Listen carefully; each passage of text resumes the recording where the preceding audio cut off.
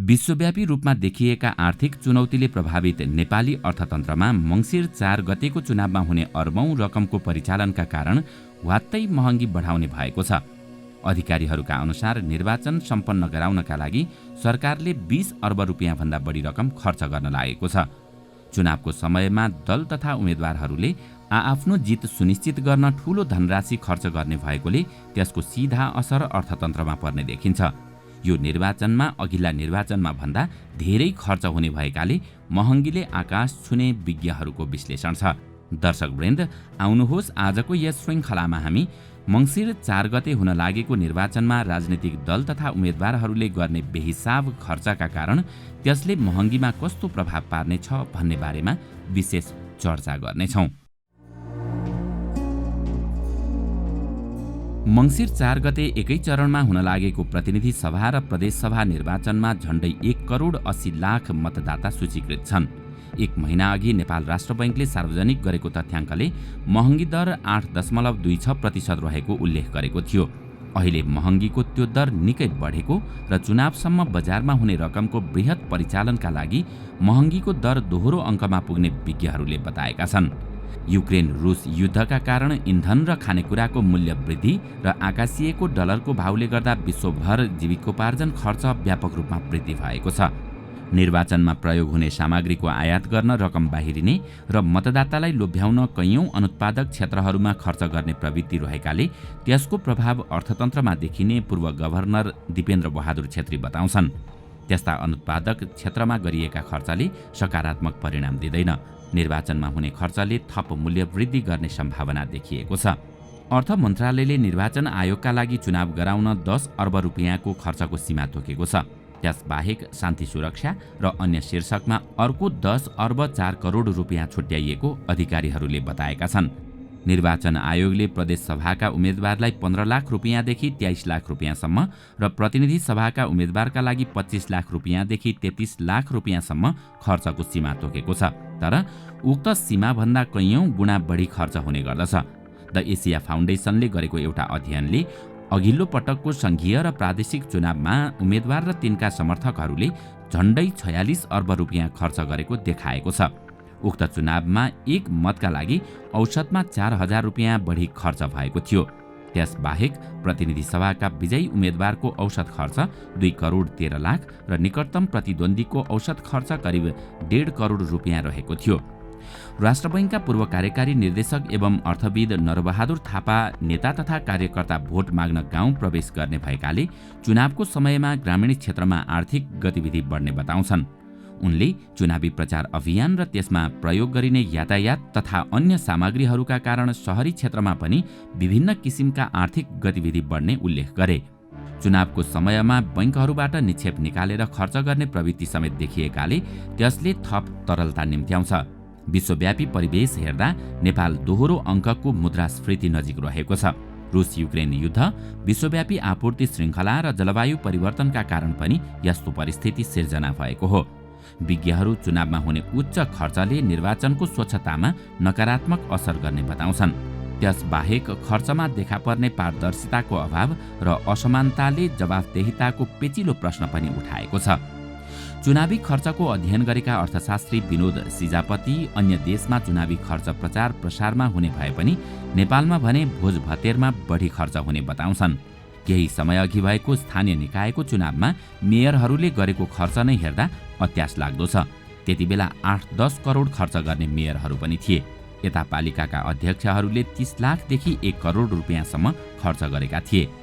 एउटा व्यक्तिले उम्मेद्वार बन्ने अभिलाषा राखेदेखि टिकट प्राप्त गर्ने र चुनाव लड्दासम्म खर्च गर्नुपर्ने अवस्था रहेको छ। यसलाई नियन्त्रण गर्न दलहरू स्वयंको सक्रियता देखिँदैन। खर्च कम गर्न पार्टीहरू नै प्रतिबद्ध हुनु आवश्यक छ। पार्टीभित्रै चुनाव लडेर मात्रै उम्मेद्वार बन्न पाउने पद्धति भयो भने खर्च कम हुन्छ। यसका लागि पार्टीले नै निर्वाचन क्षेत्रबाट उम्मेद्वार छनौट गर्न निर्वाचन गराउनुपर्छ।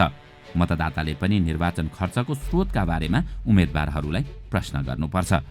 सरकारले यो आर्थिक वर्षमा 8% को आर्थिक वृद्धि हासिल गर्ने र 7% मुद्रास्फीति कायम राख्ने लक्ष्य लिएको छ। तर त्यो लक्ष्य पूरा हुने कुनै ठोस आधार देखिएको छैन।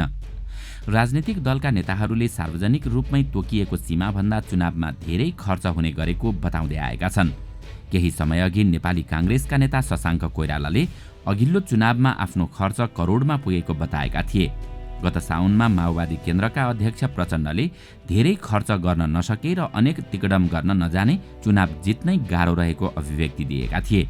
केही समयअघि एमाले नेता पृथ्वी सुब्बा गुरुङले निर्वाचन आयोगलाई बुझाइने चुनावी खर्च विवरण र वास्तविक खर्च फरक हुने गरेको हाकाहाकी सार्वजनिक गरेका थिए।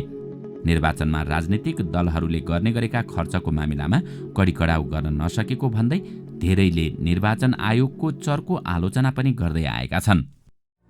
चुनाव किन महँगो भयो? निर्वाचन आयोगको नेतृत्व गरिसकेका पूर्व प्रमुख आयुक्तहरू नै नेपालमा अहिले पैसा हुनेहरू मात्र चुनाव जित्ने अवस्था आएको बताउँछन्। राजनीतिक दल तथा उम्मेद्वारको जसरी पनि चुनाव जित्नुपर्छ भन्ने मानसिकताका कारण खर्चको सीमा नाघेको हो। उम्मेद्वारले टिकटदेखि मतसम्म किन्नुपर्छ, त्यसले गर्दा चुनाव महँगो भएको हो। आयोगले तोकेको खर्चको सीमा नै अनुपयुक्त भएको पूर्व प्रमुख निर्वाचन आयुक्त नीलकण्ठ उप्रेतीको तर्क छ। अहिले आयोगले खर्चको सीमा केही बढाएको छ। नेपालको चुनावमा बढ्दै गएको खर्च नियन्त्रण गर्नका लागि कैयौं पक्ष हेर्नुपर्ने हुन्छ। तीमध्ये सबैभन्दा पहिलो प्राइमरी इलेक्सन पनि हो। सुरुमा उम्मेद्वार नै मतदान प्रक्रियाबाट चयन गरियो भने धेरै हदसम्म खर्चको समस्या सम्बोधन गर्न सकिन्छ। चुनावी प्रचार प्रसारको अवधि घटाएर पनि केही हदसम्म खर्च कम गराउन सकिन्छ। अहिले उम्मेद्वारहरूलाई प्रचार प्रसारका लागि दिँदै आएको समय लामो भयो भन्ने बुझाइ विज्ञहरूको छ। साथै उम्मेद्वार अथवा दलहरूले गर्ने खर्चको स्रोत पहिचान गरी स्रोतमै नियन्त्रण गर्नुपर्ने पनि उनीहरूको सुझाव छ। चन्दादाताको हकमा पनि सीमा तोक्नुपर्ने र उसले विवरण सार्वजनिक गर्नुपर्ने अनि सीमाभन्दा बढी दिइएको पाइएमा दण्डित गर्नुपर्ने अवस्था चाहिन्छ। खर्च नियन्त्रणमा मतदाताको पनि उत्तिकै भूमिका रहने गर्दछ। मतदाताहरू सानोतिनो लोभमा फस्ने र कहाँबाट पैसा ल्यायौ भनेर उम्मेद्वारलाई प्रश्न गर्न नसक्दा पनि चुनाव महँगो हुँदै गएको हो। दल तथा उम्मेद्वारहरूलाई बैंकिङ च्यानल मार्फत मात्र आय व्ययका काम गराउने निर्वाचन आयोगको प्रयास सफल हुन सकेको छैन। आयोगले आसन्न प्रतिनिधि सभा र प्रदेशसभा निर्वाचनका लागि राजनीतिक दल वा उम्मेद्वारहरूले गर्न पाउने खर्चको अधिकतम सीमा तोकिसकेको छ, तर त्यो पर्याप्त छैन। निर्वाचन क्षेत्रको मतदाता संख्या, मतदान केन्द्रको संख्या र क्षेत्रफलका आधारमा खर्चको अधिकतम सीमा तोकिएको हो। आयोगले गत भदौ 31 गते कायम मतदाताका आधारमा सम्बन्धित निर्वाचन क्षेत्रमा मतदाताको संख्यालाई 60% भार निर्धारण गरेको छ।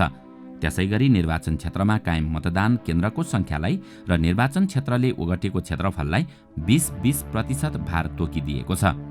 हुन त निर्वाचन आयोगले प्रतिनिधि सभा र प्रदेश सभाको हकमा विभिन्न अनुसूची अन्तर्गत खर्चको सीमा निर्धारण गरिदिएको छ। तर विडम्बनाको कुरा त के हो भने यसरी आयोगले तोकिदिएको खर्चको सीमा अन्तर्गत रहेर अहिलेको अवस्थामा चुनाव जित्न निकै कठिन छ। त्यसैले उम्मेद्वारहरूले उक्त रकमको 10औं गुणा ज्यादा खर्च गर्ने गरेको पाइन्छ। यसरी अर्बौं रुपैयाँ एकैपटक खर्च गरिँदा त्यसले महँगी ल्याउने निश्चित छ, किनकि यति बेला गरिने खर्चहरूमा कुनै मोलमोलाई हुँदैन। अर्थतन्त्रको नियम नै हो कुनै पनि वस्तुको माग बढ्नुको मतलब त्यसको मूल्यमा हुने वृद्धि निश्चित छ। मतलब आगामी दिनमा हामीले डिमान्ड पुल इलेक्सन देख्न पाउनेछौँ, जसका कारण हरेक वस्तुहरू महँगिनेछन्। दर्शकवृन्द, आजको श्रृङ्खला तपाईलाई कस्तो लाग्यो हामीलाई कमेन्टमा अवश्य बताउनुहोला। साथै आजको श्रृङ्खला तपाईलाई राम्रो लाग्यो भने लाइक तथा सेयर गरी हाम्रो च्यानललाई सब्स्क्राइब गर्न नभुल्नुहोला र साथमा रहेको बेल आइकन पनि थिच्नुहोस् ताकि हामीले अपलोड गर्ने नयाँ भिडियोको जानकारी सबैभन्दा पहिला तपाईलाई प्राप्त होस्। आजका लागि यति नै। अर्को भिडियोमा अझै रोचक तथ्य लिएर आउने नै छौँ। तबसम्मको लागि बिदा दिनुहोस्। नमस्कार।